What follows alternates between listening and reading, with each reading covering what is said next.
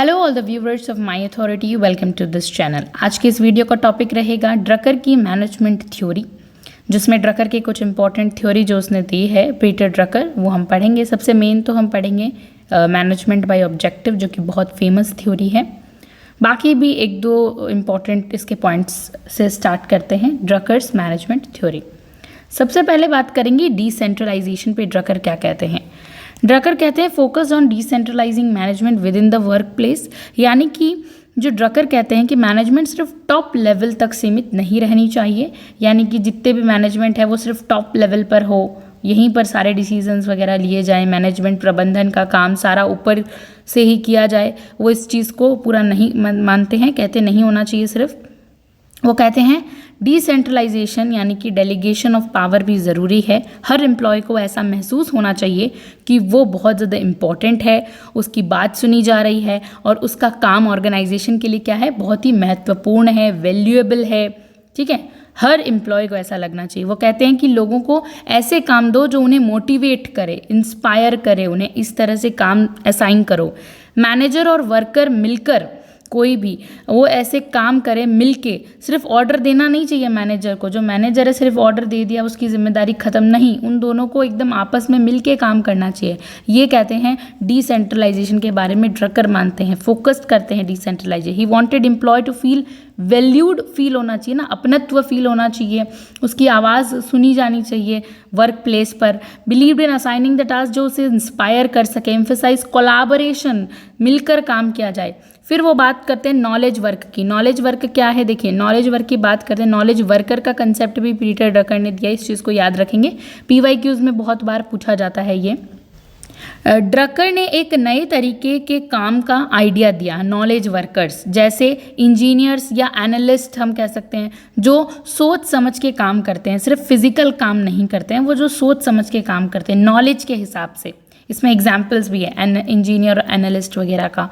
ठीक है, valued employees who solve problem, think creatively and offer insights and ideas, यानी कि वो जब काम करते हैं उनका मानना था कि ऐसे लोग जो नए आइडियाज़ लेकर आते हैं, प्रॉब्लम सॉल्व करते हैं, उनकी वैल्यू सबसे ज़्यादा होनी चाहिए। जिसके पास जितना नॉलेज उसकी वैल्यू उतनी होनी चाहिए, ऐसा मानते हैं Drucker. Anticipated a decline in blue collar jobs and rise of knowledge based roles. वो कहते हैं कि आने वाले टाइम में मैनुअल लेबर कम होगा, जो हाथ से काम किया जाता है ना, ब्लू कॉलर यानी जो लेबर वर्क होता है उसे ब्लू कॉलर कहा गया है। तो आने वाले टाइम में जो है मैनुअल लेबर जो होता है, काम किया जाता है, वो कम होगा, मतलब, और सोचने वाला काम, इंटेलेक्चुअल बौद्धिक जो ज्ञान होता है वो ज़्यादा होने वाले हैं आने वाले समय में। ऐसे काम ऐसा है, तो ऐसे इन्वायरमेंट बनाने की बात की जहाँ नए आइडियाज़ इनकरेज हों और गलती से लोग डरे नहीं। गलती कर दी कोई बात नहीं, पर उससे डरना नहीं है प्रॉब्लम से। ठीक है, और उसको क्रिएटिव थिंकिंग को डेवलप करने की बात की गई है। ऐसा वर्क प्लेस को सपोर्ट करते हैं ड्रकर, कहते हैं हमें ऐसे नॉलेज वर्क को सपोर्ट करना चाहिए। फिर आता है इंपॉर्टेंट इनकी थ्योरी है बहुत, मैनेजमेंट बाय ऑब्जेक्टिव, MBO की थ्योरी, शॉर्ट में जिसे MBO कहा जाता है, मैनेजमेंट बाय ऑब्जेक्टिव। देखिए ये एक ऐसा प्रोसेस है, MBO का मतलब है कि सब मिलके गोल सेट करें। MBO का मतलब है सब मिलके एक गोल को सेट करें। एक गोल होना चाहिए, एक सबका लक्ष्य होना चाहिए, ऑब्जेक्टिव होना चाहिए। सिर्फ मैनेजर नहीं होना चाहिए, बल्कि हर एक एम्प्लॉय की राय ली जानी चाहिए इसके अंदर। टीम वर्क को सपोर्ट किया जाए, हर एक वर्कर को मिलाया जाए, टीम वर्क का सपोर्ट होना चाहिए। Every employee has an equal say in setting of achieving organisational setting. Organisation, संगठन के जो ऑब्जेक्टिव हैं, उद्देश्य हैं, एक कॉमन गोल को सेट करो, उद्देश्य को सेट करो, जिसे पूरी टीम मिलके अचीव करे, इसकी बात की गई है। काम को इस तरह से बांटा जाए कि हर किसी की स्किल को बेस्ट यूज़ हम ले सकें। सबके पास स्किल होती है, तो हर स्किल को अच्छे से अच्छे तरीके से पूरा यूज़ लेना। काम को इस तरह से क्या करना चाहिए, हमें डिवाइड करना चाहिए, इस तरीके से डेलीगेट करना चाहिए। स्किल बेस्ड टास्क होना चाहिए, इसमें ही बताया गया है। 5 स्टेप बताए हैं। फिर क्या क्या है 5 स्टेप, देखिए, जिससे MBO के 5 स्टेप्स हमसे पूछ लिए जाते हैं, तो हम कैसे बताएंगे। रिव्यू गोल्स एम, सबसे पहले क्या आता है, रिव्यू गोल्स एम, यानी अंडरस्टैंड करंट ऑर्गेनाइजेशनल एम्स। पहले से जो गोल्स थे उन्हें समझो, यानी कि पहले हम क्या करेंगे, रिव्यू गोल्स, रिव्यू करो, हम कहते हैं ना वापस से देखो, व्यू मतलब देखना और रिव्यू मतलब वापस देखना। तो अपने गोल को फिर से देखो, बार बार देखो, अंडरस्टैंड करो करंट ऑर्गेनाइजेशनल एम्स। अभी करंट में क्या एम है ऑर्गेनाइजेशन का, संगठन का उद्देश्य क्या है, उसे समझो।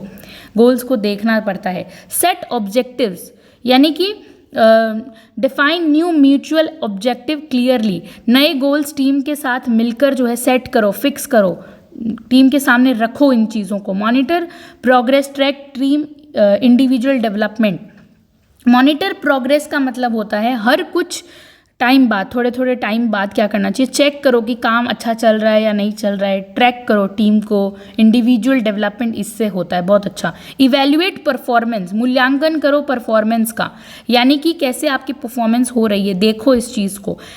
Assess how well goal were met, ये देखो कि किसने कितना अचीव कर लिया, उस चीज़ को अचीव कितना किया है जो हमारे टारगेट थे। रिवॉर्ड एम्प्लॉयज़, अब आता है कि जो अच्छा काम करता है उसको अप्रिशिएट करो, बोनस दो, अवार्ड दो, एक्सेट्रा। ये सब चीज़ें ना देना सीखो, तभी जो है बहुत अच्छे से एम्प्लॉयज़ जो है वो खुश रहेंगे और काम बहुत अच्छे से होगा। फिर हम देखते हैं मैनेजमेंट बाय ऑब्जेक्टिव्स के ये जो इंपॉर्टेंट हैं, रिव्यू करो goal, set objective, evaluate performance, reward employees, इसमें एक मॉनिटर वाला भी रहेगा।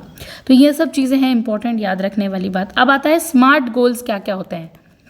नाम ही है स्मार्ट गोल्स, ये इजी है याद रखना। जैसे एस से ये stand for smart, specific, M stand for measurable, achieve, ऐसे करके है। तो ये स्मार्ट गोल्स इनकी थ्योरी है। Drucker use the smart model, इन्होंने स्मार्ट मॉडल दिया। कॉइन किसने किया था, जॉर्ज टी डॉरन ने इस चीज़ को कॉइन किया था, याद करने वाली बात है। जॉर्ज टी डॉरन ने इस चीज़ को कॉइन किया है। एंड ये एम्बियो फ्रेमवर्क को इन्हेंस करता है, प्रोडक्टिविटी, उत्पादकता बढ़ाता है एम्बियो फ्रेमवर्क की। ईच गोल, सारे जितने भी गोल होते हैं, ऑब्जेक्टिव, उद्देश्य होते हैं, उनको ये होना चाहिए, उनमें ये क्वालिटीज़ होनी चाहिए। कौन सी वाली क्वालिटी, स्मार्ट वाली क्वालिटीज़ होनी चाहिए। अब ये क्या क्या है स्मार्ट वाली क्वालिटी, सबसे पहले तो स्पेसिफिक होना चाहिए। वो कोई भी गोल आपका होता है वो स्पेसिफिक होना चाहिए, गोल क्लियर होना चाहिए। क्लियरली डिफाइंड नहीं होगा तो पता ही नहीं चलेगा ना कि क्या करना है अचीव, वो वैग नहीं होना चाहिए, ठीक है, वैग नहीं होना चाहिए, क्लियर होना चाहिए। और क्या है, मेजरेबल होना चाहिए, यानी कि रिजल्ट ट्रैक कर सकें वैसा। प्रोग्रेस कैन बी ट्रैक्ड, कि हम जो है हम पता चल रहा है कि कहाँ काम कर रहे हैं, हर एक चीज़ को देखा जा सके, रिजल्ट ट्रैक किया जा सके। गोल हमारा ऐसा होना चाहिए कि जो कि अचीवेबल हो, यानी कि रियलिस्टिक गिवन रिसोर्सेज। इसका मतलब होता है कि ऐसे गोल हों जो एक्चुअली पॉसिबल हों, ये नहीं कि बस हमने बहुत कुछ सोच लिया वो कुछ हो ही नहीं सकता। तो ऐसे गोल होने चाहिए जो बहुत ज़्यादा अतिशयोक्ति ना हो, जो अचीव ही नहीं हो सके। टारगेट ऐसा होना चाहिए जो हम अचीव कर सकें। रिलेवेंट होना चाहिए, aligned with company goals, company के गोल्स के साथ साथ चलना चाहिए। रेलेवेंट यानी ऑर्गेनाइजेशन के मिशन से जुड़ा हुआ हो, हमारा गोल हवा में उड़ने वाला नहीं होना चाहिए, मिशन से जुड़ा हुआ होना चाहिए, जो चीज़ हमारा मिशन बात कर रहा है। रेलेवेंसी ज़रूरी है, प्रासंगिक होना चाहिए, टाइम ओरिएंटेड होना चाहिए, हैज़ अ डेडलाइन और टाइम फ्रेमवर्क, यानी कि एक टाइम, फिक्स टाइम के अंदर कोई भी चीज़ होती है तो वो ज़्यादा अच्छी लगती है, वैसी होनी चाहिए। फिर हम बात करते हैं ड्रकर्स व्यूज़ ऑन लीडरशिप। अब ड्रकर जो है लीडरशिप के ऊपर कैसे बात करते हैं, तो देखिए, manager should act as a leader not strict task master. Manager की भी बताइए यहाँ पे थोड़ी सी कि लीडरशिप कैसी होनी चाहिए, जो लीडर्स होते हैं वो कैसे होने चाहिए अकॉर्डिंग टू ड्रकर।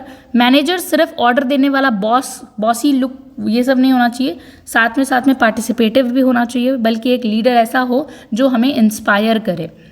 बात करते हैं Drucker, he discouraged rigid rules and instead promoted flexibility and collaboration. हर एक चीज़ के लिए स्ट्रिक्ट रूल ज़रूरत नहीं होती है कि आप एकदम रूल फॉलो कर रहे हो तो वो सब चीज़ अच्छा चलेगा। थोड़ा लचीलापन होना चाहिए, फ्लेक्सिबिलिटी देनी चाहिए, थोड़ी सी फ्रीडम देनी चाहिए। ये सब होगा तो वहाँ पे लोग ओपन फील करेंगे, अपनी बात रख पाएंगे, ऐसा होना चाहिए, ठीक है। बिलीव्ड दैट अप्लाइंग डिसेंट्रलाइजेशन, यानी कि MBO, smart goals, knowledge greatly improved, यानी मैनेजर को टीम को कोच बनना चाहिए ना कि कमांडर।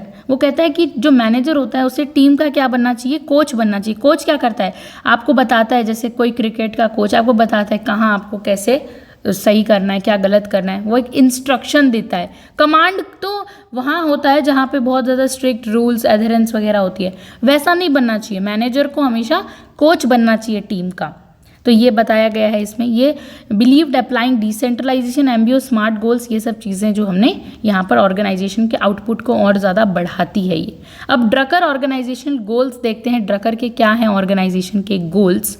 तो देखिए ड्रकर की मैनेजमेंट थ्योरी क्या कहती है, यहाँ पे ये है डेलीगेटेड इक्वल पावर इनकरेज। हम समझेंगे एक एक पॉइंट को अच्छे से। सबसे पहले आता है delegate equal power across the board, यानी कि सबको एक जैसी पावर को डेलीगेट करो। Encourage respect without superiority, encourage जो है रिस्पेक्ट विदाउट सुपीरियॉरिटी मैनेजर। इसका मतलब क्या है, पावर सिर्फ ऊपर वालों के पास नहीं होनी चाहिए, हर वर्कर को भी इक्वल रिस्पेक्ट मिलनी चाहिए, सबको मीटिंग्स में बोलने का मौका मिलना चाहिए, हर किसी को लगना चाहिए कि उसके रोल भी इम्पॉर्टेंट है उनके बॉस के लिए। कोई भी एम्प्लॉय जो है वो अपने आप को इन्फीरियर फील ना करे, ऐसा नहीं लगना चाहिए उसको कि मैं तो एकदम दबा हुआ हूँ, मेरी आवाज़ ही नहीं सुनी जा रही है। सभी को अपॉर्चुनिटी मिलनी चाहिए, स्पीक कंट्रीब्यूट सभी कर सकें मीटिंग्स और डिस्कशंस में। अच्छा लगेगा ना, सब बोलेंगे मिलके, अपनी राय देंगे, अलग अलग आइडियाज़, इनोवेशन आएगी। Employ should feel their roles. फिर ऐसा एक कल्चर को प्रमोट करो, कॉन्फिडेंस सबको महसूस हो, मोटिवेशन का, विच बेनिफिट्स बोथ एम्प्लॉय को भी अच्छा लगे, ऑर्गेनाइजेशन का भी हित इसमें होना चाहिए। फिर इनकरेज कोलैबोरेशन को बढ़ाओ। कोलैबोरेशन होता है मिलकर सहयोग से काम करना, यानी foster environment of team work काम करे। कंपटीशन ज़्यादा नहीं होना चाहिए, स्पर्धा होगी तो लोगों में आपस में मतभेद रहेंगे, वो नहीं होना चाहिए। टीम वर्क, मिलके काम करो, संगठन को मजबूत करने की भावना को ज़्यादा से ज़्यादा बढ़ाना चाहिए। लोग एक दूसरे से लड़ने नहीं चाहिए बल्कि आइडियाज़ को शेयर करने चाहिए, और कन्फ्लिक्ट ना हो, गैप ना आए तो एक दूसरे को गाइड करें, ऐसा share ideas, seek help.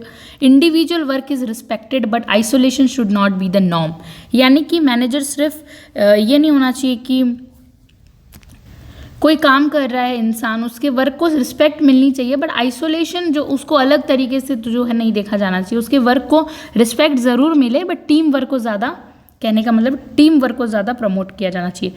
The manager should act as a coach supporting not a common, मतलब कॉमन गोल्स की तरफ सपोर्ट करे, गाइड करे। मैनेजर सिर्फ ऑर्डर ना दे बल्कि टीम को गाइड करे, जैसे हमने देखा ऊपर अभी कोच जैसे करता है वैसे। इनकरेज करे। इंक्रीज एफिशिएंसी, मेन गोल क्या होता है, प्रायोरिटाइज प्रोडक्टिविटी, हमें हमारा उत्पादन बढ़ाना है, प्रोडक्टिविटी को इंक्रीज करना है, तो ये मेन गोल है। हमें इंक्रीज करनी है हमारी कार्यक्षमता को, एफिशिएंसी बढ़ानी है। तो जब हम एमबीओ को अप्लाई करते हैं ना, कुछ प्रिंसिपल्स जो होते हैं, apply MBO principles, collaborative goal setting and task delegation, हम जो प्रिंसिपल है यहाँ अप्लाई करें। Use 5 MBO steps to streamline work, हमने जो ऊपर 5 स्टेप्स देखे उनको यूज़ करके इंश्योर कर सकते हैं SMART to maintain clarity of directions, मिल सकते हैं इससे। इन सब चीज़ों को यूज़ करके हम क्या कर सकते हैं, हमारी प्रोडक्टिविटी को इंक्रीज कर सकते हैं। Team meeting should be held to discuss smart goals, ये टीम मीटिंग्स होनी चाहिए जो स्मार्ट गोल्स के ऊपर चर्चा करे, ये सब बताई गई है बातें इसमें। काम ज़्यादा प्रोडक्टिव तब होगा जब जो है गोल्स क्लियरली सेट हों और सबको अपना काम समझ आ जाए। स्मार्ट गोल्स यूज़ करो ताकि कन्फ्यूज़न बिल्कुल भी ना हो। मीटिंग्स में सबको सेम डायरेक्शन मिलनी चाहिए, ये नहीं कि मीटिंग्स में सबको अलग अलग डायरेक्शन दे दिया अब सब बैठ के कन्फ्यूज़ हो रहे हैं, नहीं, same direction. Boost innovation, very important.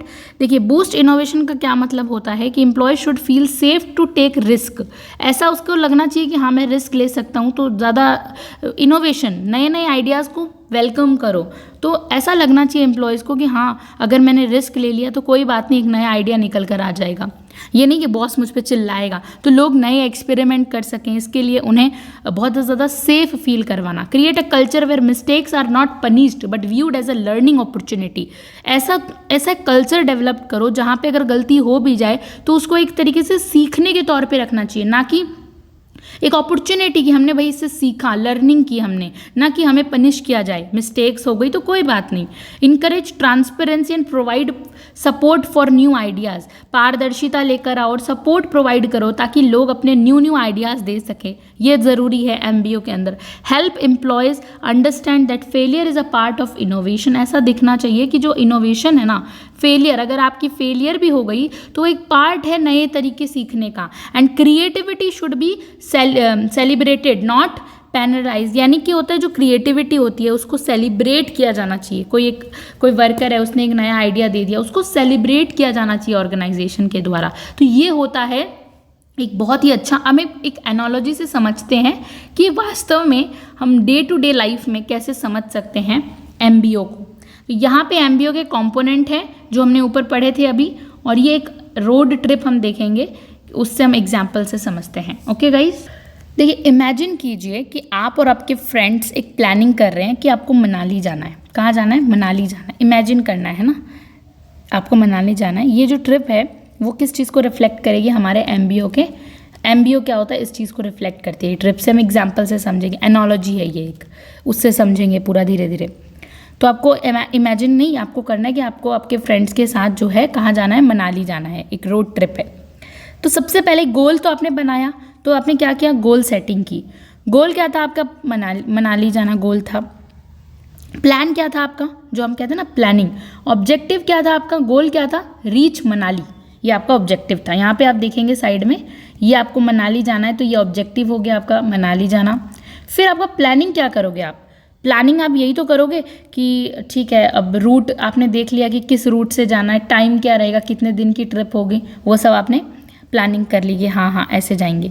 ये आपका क्या हो गया? ये आपका हो गया कि आपने सब कुछ प्लान कर लिया। रोल अलोकेशन का मतलब क्या होता है? रोल अलोकेशन करना मतलब अलग अलग रोल को बांट देना। तो आपने ऐसा कहा कि मेरा जो एक फ्रेंड है वो ड्राइव करेगा, यानी कि ड्राइवर बनेगा, एक नेविगेटर रूट को दिखाएगा फ़ोन में, और एक स्नैक्स म्यूज़िक वगैरह को हैंडल करेगा, म्यूज़िक बजा देगा, स्नैक्स लेके आ जाएगा। तो ये सब चीज़ें बांट लिया आपने, रोल अलोकेट कर लिया। आपने कहा कि हाँ हम अपना अपना रोल बांट लेते हैं। इसी तरह MBO में टास्क जो असाइन हो जाते हैं पीपल्स को, अलग अलग क्लैरिफाई, पूरा एकदम क्लियरली आपने सभी को उसके टास्क दे दिए। अब सबको पता है उसे क्या करना है। ये रोल अलोकेशन हो गया, ड्राइवर, नेविगेटर, ये सब, DJ वगैरह कौन बजाएगा, वो सब कुछ। फिर मॉनिटरिंग की जब बात आती है, मॉनिटरिंग प्रोग्रेस का मतलब, एक हमारा MBO का कंपोनेंट है मॉनिटरिंग प्रोग्रेस करना। इसका मतलब अब चेक करना गूगल मैप्स को, रियल टाइम डायरेक्शंस, क्या हम सही तरीके से जा रहे हैं या नहीं जा रहे हैं, ये सब चीज़ें करना, चेक। जो आपका फ्यूल है, आपकी गाड़ी का जो आपका तेल वगैरह है वो सही है, ब्रेक्स लेना, ये मॉनिटरिंग करना, ये सब होता है। MBO में क्या होता है? कंटिन्यूस मॉनिटरिंग चलती रहती है। अगर आपने डायरेक्शन नहीं देखा तो आप दूसरी रास्ता पकड़ लोगे तो कहीं और ही चले जाओगे मनाली की जगह। तो प्रॉपर मॉनिटरिंग भी ज़रूरी है इस चीज़ की। तो गूगल मैप से आप मॉनिटरिंग कर सकते हो, ब्रेक्स ले सकते हो अलग अलग, थोड़ी थोड़ी देर पर रुक कर। तो ये क्या हो गया? मॉनिटरिंग हो गई। फिर इवैल्यूएशन की बात, मूल्यांकन की बात आती है। Did we reach on time? फिर देखना, जब आप पहुंच जाओ तो देखना कि क्या हम जिस समय लेके चले गए, हमें 9 बजे मनाली पहुंचना है, तो क्या आप देखोगे हम 9 बजे पहुंचे या 10 बजे पहुंचे या 11 बजे पहुंचे? तो इस चीज़ को देखना कि did we reach on time, क्या हम सही टाइम पे पहुंच गए, क्या हम 2 दिन में पहुंचने वाले थे, हमारा रूट जो था वो कैसा था, स्मूथ था, गड़बड़ था, क्या था।